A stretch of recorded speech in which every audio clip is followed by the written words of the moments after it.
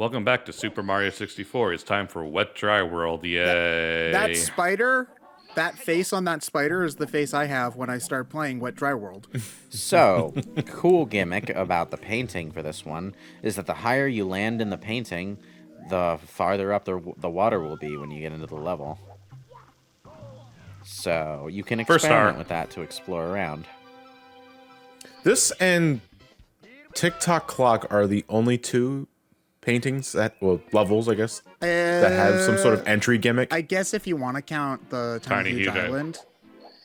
Oh, okay, yeah, but that one's more... That one's really obvious, though. Clear cut, yeah. It's not as obscure, yeah, I would say. No. Well, no, Wet Dry World has a toad or a sign I mean, they tell you for both of the Wet Dry World and TikTok Clock, it's just you have to talk to someone to do it.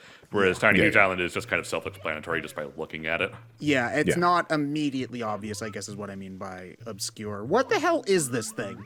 It's a Chuckya. Yeah, but like, what is it? It's a Chuckya. It's a Chuckya. That's all it is. Okay. Don't even question it. It's a Bob-omb that refused to adhere to its destiny and said, "Nah, man, I'm gonna throw things." If only a certain other one did. But you're Bob-omb, not throw things. That's why he's a Chuckya, not a bomb. Dude, okay? Respect the lifestyle choices. He's not a Bob-omb, he's a Lob-omb. Listen, his right to throw things stops at my right to not be thrown. All right? Actually, I'm gonna call it that now. Okay, so... Look at that spider. That guy has clinical depression. I hope he finds help. Well, he's not gonna get in Wet Dry World. I like how you reflexively tried to backflip into the painting and then like, oh, right, no, that'll just make the water really high again. Good thing nobody saw that. Hint, everybody saw that. Right, nobody saw that. Excellent. Perfect. I mean, but what is it about this stage, though? Like, to me, the color palette of the level is very fucking dull. It does look pretty basic, yeah. I do something really stupid here, by the way. So one of the secrets is in that coin box there. One of the secrets is in that iron box there too. You have to push it to open it. So it took me a while to find that. You have to use a secret to find a secret. So it's just kind of weird in that regard. So I think the thing about this level that's so annoying is the same sort of thing in the water temple from Zelda Ocarina of Time that's annoying, in that you have to, if you want to find everything, you have to change the water level over and over again. And also, since this level is split into two halves, you have to spend forever going between the two halves to try to find stuff, which is irritating. Unlike Zelda, I don't think you really need the water level to be at max or minimum for most of the stuff. Like, I think with enough tricky platforming, you could get up to the highest parts without it, or so on and so forth. It's just trying to do everything is annoying, because you have to go to the specific place to change the water level, or try to do this elaborate maneuver. This is the level where you had to have Mario go, "Jump, Mario, jump," and drink all milk. I was going to say, I bring up the Got Milk commercial. At the same time... how did those kids get to this point in the game and not know how to do the second jump? At the same time, you know, I feel like Wet Dry World puts the move set Mario has in this game to better use than some other levels where, yeah, I can triple jump and side somersault, but you know what? Forget all that. Let's just open some treasure chests in a set order. So that's actually something that I admire about the 3D Mario games, and the new Super Mario games too, I suppose, in that they give you these advanced tools that you can use, but you usually never have to use them. They're there for the experienced player to get more depth out of playing the level quickly or getting all the stuff, you know, but the casual or less experienced player can beat the game just using the basic jumps, you know. Yeah, I mean, that's something I've always admired about 3D Marios, and outside of, like, fan-made games or, say, Super Mario Maker levels, I've always admired that the majority of the game, save the hardest of hardest challenges, can be beaten just using the typical Mario jumps. You know, like, that's something I think that Mario does really well for the most part. At the same time, one thing that I will say as a positive of the moveset is that a lot of and Super Mario Sunshine kind of loses this a little bit because of the hover, but you have to think about, like, at least on a base level, you have to think about how you're approaching the jumping challenges. Because it's not as easy to correct yourself mid-jump when you make a mistake, obviously, as it would be in some other games. That's something that they ended up kind of going back on when it came to Galaxy and then Odyssey, where they gave you jump correction. Even with Galaxy and Odyssey, the form of jump correction they give you is a little bit more limited in how you can apply it on the fly. It's kind of a last second save versus it's I like can just turn on the hover and like you make sure I'm landing on it. You throw Cappy and you can dive at it and you can perform a kind of complicated save maneuver that way. Or in the spin's case, you have a bit of a hover when you spin, but you don't just gain a second to just jump from wherever you happen to be in the air, like you would with a lot of double jumps and stuff.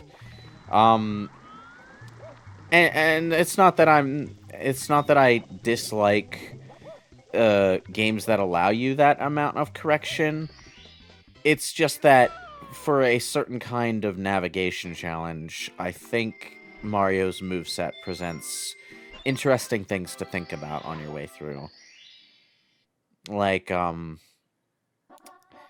It's part of the reason, I think, why in Sunshine, when you get those areas where FLUDD is taken away and you have to go through a nonsense platforming challenge, it's part of the reason why those moments are so memorable. Because it's suddenly, oh wow, okay, my safety net is just gone. I have to really be careful now, and you start to realize that being careful as Mario it's like a gymnastics routine. It's really interesting. I agree with you, but I think the problem with it in Mario Sunshine is just that a lot of the times in the platforming levels without FLUDD, they really, really want you to be ultra precise, like more precise than I feel like they want you to be in any other 3D Mario game. I don't think so. I don't remember all that many places where you actually had to use that many. Like, the most advanced thing I remember doing as a compulsory thing to get through one of those areas was probably 1 or 2 points where you had to wall jump at an odd angle to get up to a place. I guess I should elaborate a little bit, because I don't mean that they ever require you to say, like, triple jump into wall jump or anything like that. It's more just speed and precision of your specific jumps that they often require. And so the lack of something as simple as the spin in Mario Galaxy. Like in Mario Galaxy 2, where they have that level that is copy-paste one of the sections from Sunshine, it is so much easier to do that level in Sunshine, in Galaxy, I should say, than it is in Sunshine, because, like, not even just because of the spin, but the control, I feel, is more suited to doing those kinds of jumps. Are you talking about Galaxy 2 with the cloud power-up? The cloud power-up is also on that stage, I think they don't give you the cloud power up for the first one, and then you get it for like the coins in it. I don't really remember. I remember doing the mission without the cloud power up, though. The other thing in Galaxy's case is that again, level geometry physics were much better in Galaxy. That is also true, yes. So that you have more margin for error in the rotating platform bits there. But I guess my main point is that yes. How do I get just the basic process of getting from one place to another is more interesting, more like cerebral almost, although I hate using that word because it makes me think of like movie snobs who insist that the original Ghostbusters was like the best movie ever and that whole thing.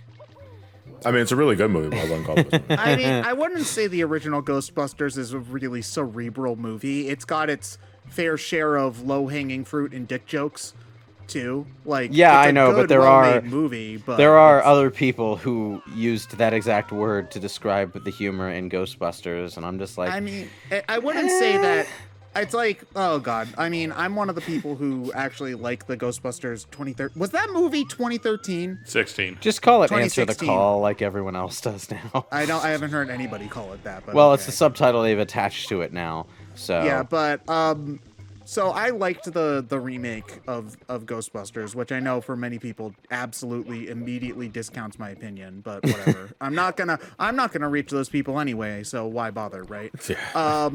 And I wouldn't say that the humor in the remake is any more lowbrow or less sophisticated. I think it goes there more often though. Is the thing. It does. I would say it Yeah. does use more lowbrow humor. That is true. No, I would definitely say the remake is way more juvenile. But than I mean, there's a lot of very juvenile humor in the original Ghostbusters, though. Oh no, there is. but The difference is just 2016 uses it goes there way too much. Yeah, I think Yeah. I think in the original movie's case, the quantity is more or less just right, so that when it does go to the lowbrow stuff, the variety and humor elsewhere in the movie kind of.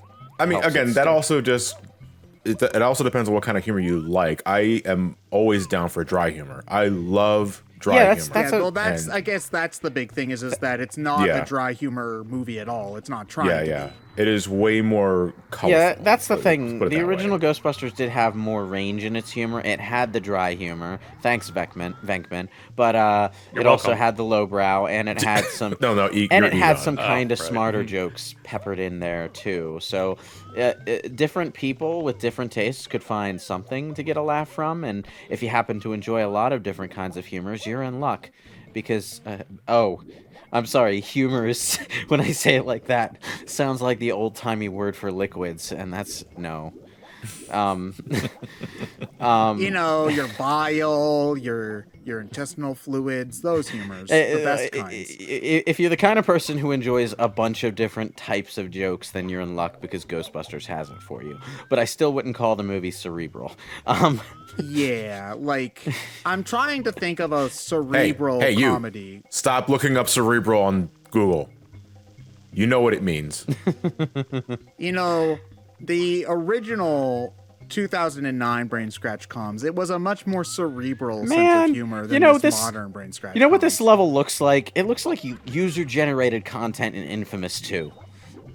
It looks like somebody playing around with the Unity engine and using all the store-bought assets to make don't a think play. there's- Yeah, exactly. User-generated Like, content in Infamous 2. Wedge World. Wedge World feels unfinished. Like whatever they had intended for this world didn't have enough time. Look to at what's do in it. the background. There's supposed to be a city back there. Can you tell? It's a really fucking weird background for a level. It's a city. Yeah. It's like a stone city. You can almost see the buildings. But what the hell? Yeah, I would say a lot of the levels in Mario 64, despite their age, avoid looking like a haphazardly placed pile of platforms. You see, we got our alliteration into this, guys. Man, we did it. Good job, team. Yeah, Wet Dry World and But Lethal this, Lava this Land does not. kinda... This level does not. It is a giant pile of platforms randomly placed in different spots. Lethal Lava Land kind of has the same feeling.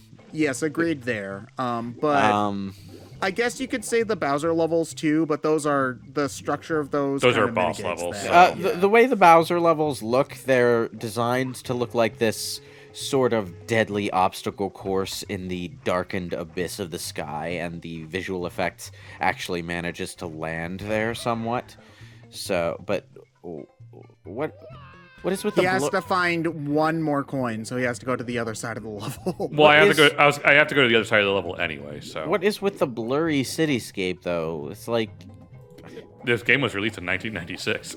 well, I don't yeah, think but anybody could tell What? what that Who said was that? on the N64. But that if is they such- even bothered to look. that is like I try to imagine looking at that on a CRT screen at low res, and it's like, oh, suddenly I realize why I didn't notice what it Okay, was so the last time we this played. part of the level looks kind of like a suburban city with like. But this buildings. also such a weird fucking set piece for the stage. Yeah. Like Well, like this has buildings and stuff. Like, if so the this place- could be a city. if I the guess. place was supposed to be some sort of aquatic city, then yeah, but because the background was too blurry to really convey that feeling for the entire level, you walk here and it's like suddenly you've wandered into Mega Man Legends for some reason. Why? You have to go back here in order to get the Red coins and one red other star. coins. Oof. No, you know what this place looks like? This looks like a rookie Minecraft creation. Honestly, all of Mario 64 has probably already been made in Minecraft. Probably. Well, yeah, but That but, is probably not an but exaggeration. most I mean, likely, they made a computer in Minecraft that plays Doom, so. I've seen an entire recreation of the Magic Kingdom in Disney World in Minecraft. I mean, that's not surprising. No, I've seen some amazing things made in Minecraft, but like this looks like something. And none of them are Steve's moveset. Hey-o. This looks like something a 13-year-old put together in half an hour. In Minecraft is what I'm saying. Well, they must have been using the creative mode then, because in all these types of games, I spend like 5 hours collecting crap, and then I don't have enough to make all the stuff that I want to make within a half an hour, and I have to go back and get more crap. Why is that one tile green? They ran out of stone blocks, and they had to use a grass block to fill in the It doesn't space. bother me. It doesn't bother me. It bothers me. And they forgot to change it when they were done. Ah, man. I forget if Wet Dry World went through a graphical overhaul on DS. Yeah, Or it is got changed pretty essentially the hard. same? Hold on, visually. let me look up, because I'm Can you- sure yeah, it's 'cause I don't probably remember off going the top of my to- head. it's probably going to look like an actual video game level, and it's going to blow my mind. Although there's not really that much like info on the DS version. It's surprisingly like underexplored. How long can you look up Wet Dry World stuff without running into a personalized Mario 64 video?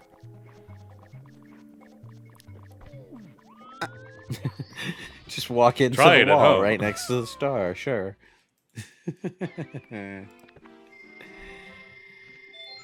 Okay. Okay, so the first area of the world doesn't really look all that different. The background is much much better nicer.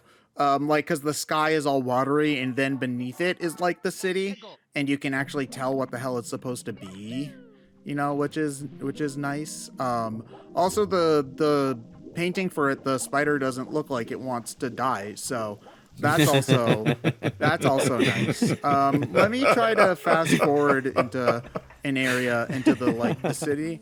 Yeah, the cityscape area. I mean, it still looks like it's, you know, just kind of randomly placed together, but there are some minor things that make it look a little bit like an underground city. Well, video game levels looking like they were just randomly placed together was the norm at this point in time. It wasn't really until, I want to say, Star Wars Dark Forces and thereabouts that game designers started bringing in actual like architects and stuff to give their level designs a sense of place and organic construction to make it feel like it was an actual functional area on top of being a level design. It's really the updated textures and stuff like that, because there's some minor things, like the buildings have some slightly more rounded corners and stuff like that. Like the roof looks like a roof and not just a red triangle on top of the building and stuff like that. So they do the best they can to make the architecture look like what it was supposed to do. But unfortunately, just due to the way that the game is designed, you can't really, like, this was the best that they could do. And in order to keep the game's like structure the same and have the level play the same, they can't really change it all that much, you know? Yeah. So it still looks like a random pile of polygons at the end of the day. Just a slightly smoother Minecraft creation. Nice. We'll see you on the next part of Super Mario 64.